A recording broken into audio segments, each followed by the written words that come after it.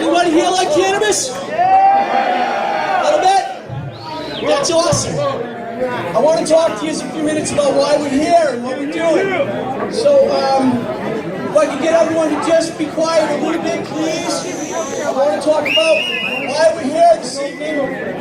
We're launching the New England Grassroots Foundation. The foundation is going to take care of an awful lot of sick people. We have a lot of sick people in our community. We have absolutely no idea how to use cannabis properly, where to get cannabis. We don't believe that, you should just be smoking it and let recreational be all great. But for medicine, we want to teach people how to use cannabis properly, how to treat people with a grade 4 glioblastoma. I work on terminal cancer patients on a daily basis. Anyone hear that? Anyone in here got a sick person with them? Anyone in here got someone dying? Because that's what we do every day, so please be quiet for 1 minute and listen to me. Thank you for coming. I want to talk to you guys in a serious way. Melissa and I started New England Grassroots 5 years ago, and a lot of new people in here tonight. So I just want to give you a little bit about our journey and why we're here and what we're doing. So my name is Michael Fitzgerald. I'm from Randolph. My wife Melissa and I started New England Grassroots Institute 5 years ago in Quincy Center. We started this 1 week before the vote went on for medical marijuana. We knew that it was going to pass. We got our building. We didn't have any money. We had $600 to start. I started this business with $600 because I had had a tumor removed from my head. I was told I'd never walk again. I was told I wouldn't be up here doing this. And at 40 years old, I was told no more. I was a roofer. I had a roofing company. We did $3 million a year. I was a worker going crazy, and all of a sudden at that age, there was nobody there. They said, you're going to be dizzy the rest of your life. You're never going to walk. You're down. You're just going to sit there, and your head's going to spin, and you're going to vomit all day. And I had been out in California since 1976. I've been a grower since 1973 right here in Randolph. I didn't know what I was doing. I didn't know it was medical. It was recreational, and I damn loved it. Cannabis has saved my life more than once. So I want to, I just mentioned the tumor, but I'm also a recovering alcoholic. And I used cannabis to come off of alcohol and to come off of drugs. I locked myself away. It is an exit drug. It is not an entrance drug. It is an exit drug. Okay? It's the opium and the Quaaludes and the Percocets and the speed and all the new designer drugs that are coming out that are giving us such a problem. So what do? We work every day on teaching people how to grow organic medicine. But our philosophy is, you need to have two shirts. Most of us in this room are great people and they want to give away their only shirt. They give you anything they have. Most of us are really good people. But what we want to teach is how you can do that successfully. You have to stand yourself up first before you can give me that shirt off your back. So in this school, we teach people how to grow. When I started this school, I was only teaching people in wheelchairs how to get around a 4x8 ebb and flow table. Because I came off of Social Security. I was 100% disabled. Now I employ people. 100% came off Social Security. They didn't even know what I was talking about when I walked in the office and said, how do you stop giving me my money? They were like, you had surgery on your head. Have your wife come in here and ask that. That's literally what they said to me. They didn't even believe me that I wanted them to stop my money. So it's about picking people up. I'm up here now because of cannabis, using cannabis properly. If I weren't using cannabis in cookie form, edibles, twice a day, I could not lift my leg in the air. I don't have balance. Half of my head was taken out. So we use cannabis and we teach about cannabis. And there are at least 10 people in this room this evening that have brain cancer. A lot of them we've worked on and are 100% cancer-free. 100%. Aaron Matthews in here, or was, right? A lot of us know him. I named a strain after him, Aaron Strain. I'm also a genetics master. This is what we work on. So, what are we going to do here? We're going to raise some money, and what we want to do is buy an extraction machine. They run about 50 grand.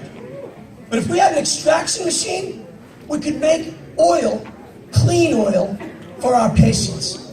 Can you imagine if we had the machine and you growers could come in with your 2 ounces, or your 4 ounces, or your 2 pounds, and we run it for you and give you back everything.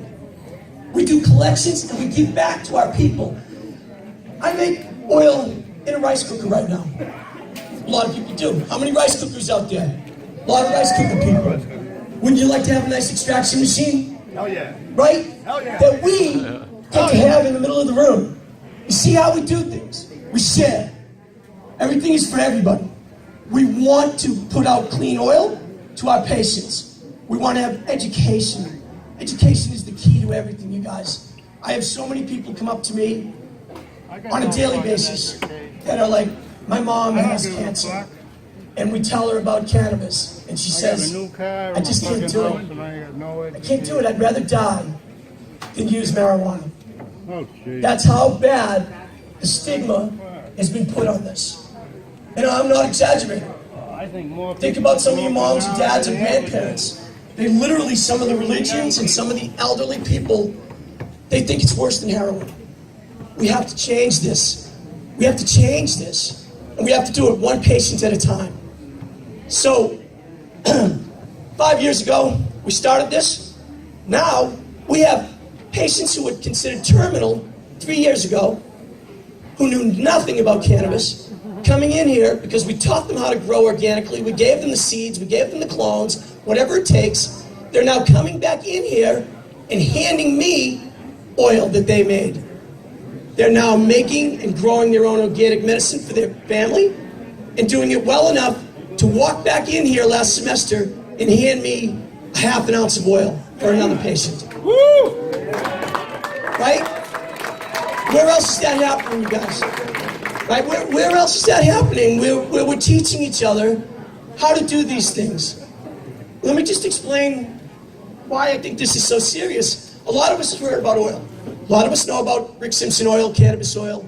It can really do a lot of good in a lot of ways. But there are some situations out here that a lot of us don't understand. Oil it's a black tar. When we see it, it's a black tar. And unless you've made it, you don't know what it's been made with. When you concentrate something down, you concentrate everything down that plant ever saw. If there were toxins on there, you're just bringing down more toxins and making them stronger. It becomes aflatoxins. So, if a woman has breast cancer or endometriosis, and it's estrogen-based, which a lot of things are estrogen-based, and you use sativa cannabis oil, you'll grow your tumor faster. Any women in the room know that with breast cancer? That's the stuff that people don't know that we're trying to teach. We believe in science. We believe in science here. And the government's not telling us this. The doctors aren't telling us this. I work better with law enforcement than I do with doctors. They have way more restrictions on them. They're afraid of losing their jobs. Law enforcement is at least on the street with us every day and know that the dangerous drugs aren't the cannabis. None of us should be smoking behind the wheel or doing oil behind the wheel. But cannabis is generally benign. So when I talk to somebody and I say, you're using a black tar and your breast cancer has grown 3 times faster in the past 6 months. And they look at me and they say, what are you talking about, Mike? Does anyone in this room know that? Did anyone in this room know that? Several people, right? So we have to understand what we're doing here is a medicine. Cannabis is beautiful. Cannabis saved my life twice. Twice. I'm here to try and spread this along. Right on. You know? Thank you, guys. So we're starting this foundation. And what I want to do is I want to talk for a minute about Kevin Russell. Kevin Russell, get up here. So Kevin came to us a couple of years ago. Biker dude, you know, trouble. Come over here, buddy, get up here. Kevin, right? Kevin is awesome. Kevin is now our new chairman. Get up here. Kevin is chairman of the New England Grassroots Foundation.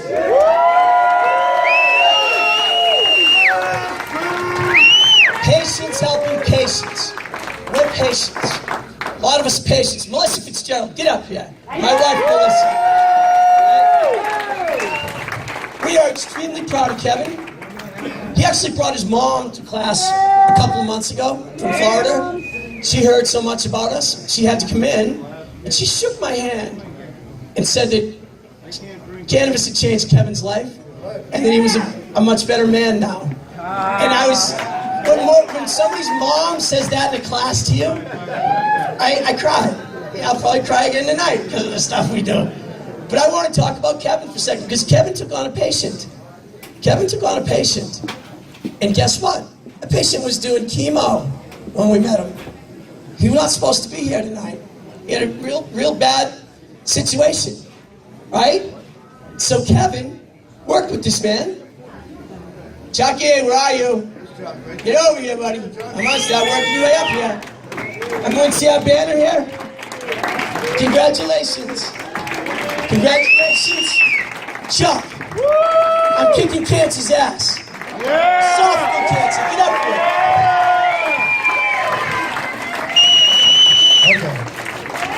Okay. So I'm not as good at talking as Mike is, so I'm probably just going to keep this kind of short because it's easier for me that way. Basically, Chuck came to me and told me that he had stage 3 esophageal cancer and he was on a liquid diet. They had given him a 25% chance to make 5 years, and he was losing weight, but he was doing the chemo, and he came to me and we started giving him tincture and we started giving him coconut oil and just said, here, keep slamming this as much as you can. You keep doing the chemo because your doctor tells you to, but do this on the side and we'll see what happens. And in 3 months he came back to me and said that his tumor was shrunk by like 3/4. 3/4. The doctor's like, I don't know what you're doing, man, but keep doing it, you know? So we kept going to the doctor and he kept doing the thing and he kept doing the tincture and we kept just slamming as much as we could. And the last time he went was the day after Christmas and he had a PET scan. The day after that they called him and he went in and they told him that his cancer was gone. Yeah! Gone! So, and I have to tell you, the coolest thing is when he came to me, he was on a liquid diet. And after a couple of months, he came to me and told me that he went out and ate steak. And I said, you know what? That's what this shit is all about. This is exactly why, and I tell people all the time, they look at me and like, oh yeah, you do this with the school. And I'm like, no man, this school's, it changed my life. It'll change your life, and your life, and your life. And all you gotta do is open your eyes and look, because it's right there. And it's right here. And one more quick thing before I have Chucky say something is that a couple of weeks ago, Chucky called me. He was having a hard day. And I'm not going to get into all the specifics, but it wasn't a good day. He was just having a hard time. And he was like, I don't have this, I don't have that, and this is happening. And then he says to me at the end of the call, he says, you know what else I don't have? And I'm like, what's up, buddy? He goes, fucking cancer.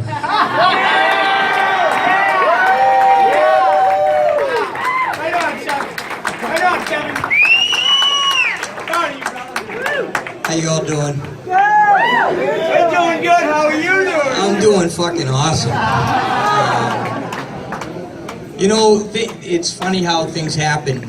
Kevin and I went to school together, and we were pretty tight for a while, and we lost contact with each other. And through Facebook, we found each other, and we were talking for a little bit, decided we should get together, and then I got diagnosed, and I called Kevin and I told him, because I had heard about his motorcycle accident and what he had done. And he told me, come up here and see me, man. And I came up and seen him, and he gave me some stuff, and I started taking it. And you know, when you get hit with something like that, it's, you know, I got 3 daughters and a wife, and I'm like, Jesus, what am I gonna do here, you know? And I just had to stay positive, you know, and it was for them, not for me. You know what I mean? I didn't want them to see me scared, and I was more scared for them than I was for me. Because if it went sideways for me, I'm not here. They're the ones that are gonna deal with it, you know? And I just kept believing and doing tincture and doing what the chemo doctor told me. And, you know, every time I left the chemo doctor, I said, all right, I gotta go see my other doctor. And he said, who's that? And I said, my pot doctor, you know? And I came and I saw Kevin, and I got more tincture, and we did what we did, and nothing for nothing, man, but in 7 months, you know, we kicked cancer's ass, you know? And it's only because of the people, you know, I really believe it's because of the people in this room, you know, because When my doctor came in the office to tell me my cancer was gone, he was amazed. He couldn't believe it himself. He still can't explain how it happened. And people here say, you know, I'm really, really happy for you, but I'm not surprised. So that tells you that it's been seen here before. Yes. And it can be seen here more and more and more and more. We just got to keep banging on the doors and you know, one patient at a time, like Mike says, kick its ass and show proof, and they're not going to be able to stop us. Thanks. Thank you, Chucky. Come out.